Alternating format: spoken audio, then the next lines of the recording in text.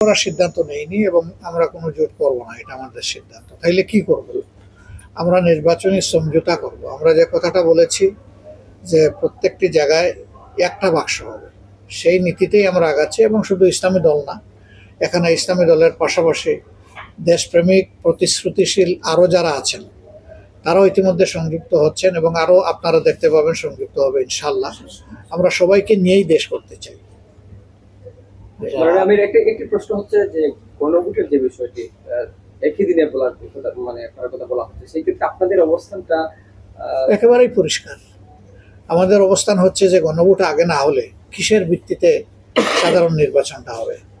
এই জন্য আমরা চাই গণভোটও আগে হোক এবং সনদ যেটা এটা তার আইনি বাস্তবতা খুঁজে পাবে।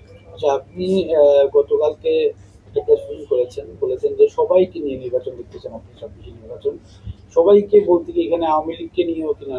না, আওয়ামী লীগ তো নিজেই নির্বাচন চায়নি। আপনারা কি জোর করে তাদের উপর নির্বাচন চাপাই দিবেন? তারা যদি নির্বাচন চাইতোই তাহলে 3টা নির্বাচন করার সুযোগ তারা পেয়েছিলেন, হাতছাড়া করলেন কেন? তারা তো নির্বাচনে বিশ্বাসী কথা প্রমাণ করতে পারেননি। এখন যে জিনিস তারা পছন্দ করে না সেটা যদি তাদেরকে উপহার দেন, এটা তাদের উপরে জুলুম হবে না? জুলুম হবে তাদের। আগামী ত্রয়োদশ জাতীয় সংসদ নির্বাচন তো সন্নিকটে, এই ক্ষেত্রে যারা জনগণ রয়েছেন আপনার কি বার্তা দিতে চান? আমাদের বার্তা তো বেশি ভেরি ক্লিয়ার যে এত ত্যাগ এবং কুরবানির পরে যে একটা পরিবর্তন এসেছে। গত 3টা নির্বাচন মানুষ মোটেই ভোট দিতে পারেনি। এখন আমরা যে বার্তাগুলো মূলত দিতে চাই এটি হলো যে কেন এই পরিবর্তনটা এসেছে। এই পরিবর্তনটা এসেছে দেশে সুশাসন কায়েম হয়নি, বরঞ্চ দুঃশাসন কায়েম হয়েছিল। এই দুঃশাসনের প্রতিবাদেই জনগণ রাস্তায় নেমেছিল। এই দুঃশাসনের যতগুলা কার্যকরণ আছে সবগুলা দূর হওয়া উচিত। এর মাঝে সবচেয়ে বড় কারণ হলো দুর্নীতি। এই দুর্নীতির বিরুদ্ধে আমরা জাতিকে ঐক্যবদ্ধ হওয়ার জন্য আহ্বান জানাবো এবং আমরা বলবো যে সারা জাতি যেন একসাথে আমরা আওয়াজ তুলতে পারি, দুর্নীতিকে না বলবো। কোনো অবস্থায় আমি নিজে দুর্নীতি করবো না এবং কাউকে করতে দেবো না, তাহলেই আমাদের দেশটা ইনশাল্লাহ সুন্দর হয়ে যাবে। নাম্বার 1। নাম্বার 2 হচ্ছে আমাদের ইয়াং জেনারেশন এখন এই আপনাদেরই, আপনারা তো ভোটই দিতে পারেন। আমরা না হয় জীবনে 2-4 বার ভোট দিয়েছি, আপনারা তো দিতেই পারেন। এই যে ভোটটা আমি দিতেই পারলাম না, আগামী নির্বাচনে প্রত্যেকটা ব্যক্তি যে সত্যিকারের ভোটার সে যেন তার ভোট নিজে দিতে পারে এবং ভোট দেওয়ার পরে ভোটের প্রতিফলনটা যেন সে দেখতে পারে।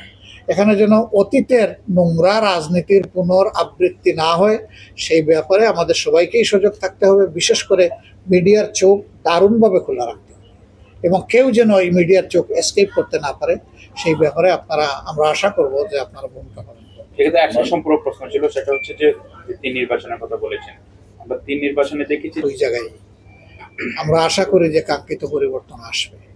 আরেকটা জিনিস মনে রাখবেন যে অতীতে যারা এগুলা করেছেন তারা কেউ অতি উৎসাহী হয়ে করেছে, আবার কেউ অতি উৎসাহীদের সাথে তাল মিলাইতে গিয়ে করেছে। কিন্তু জনগণ যখন জেগে উঠে তখন আর কারো তাল জায়গায় থাকে না, তখন সবাই বেতাল হয়ে পড়ে।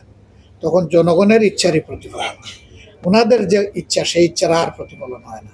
আমরা এবার আশা করি আমাদের ভোটাররা 15 বৎসরের ক্ষুধার্ত, এই ক্ষুধার্ত বাঘের সামনে পার পাবেন না ইনশাআল্লাহ।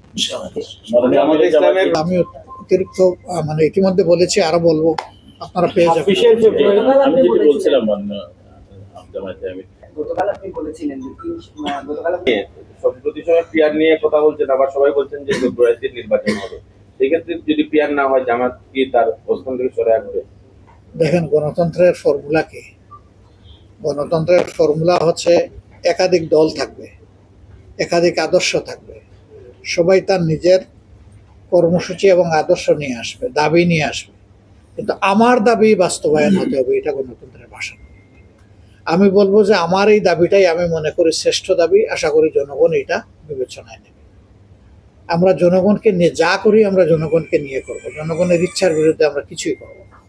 জনগণ যদি আমাদের এই পিয়ারের দাবিকে সমর্থন করে এবং মনে করে যে দেশে সুস্থ রাজনীতির জন্য ফেসিবাদ ভবিষ্যতে আবার বারবার ফিরে না আসুক, তার জন্যে এই পিয়ারটা উপযুক্ত হবে, যেটা বিশ্বের 91টা দেশে প্র্যাকটিস হয়ে থাকে। জনগণ এটা বুঝলে আমরা বিশ্বাস করে এটা গ্রহণ করব।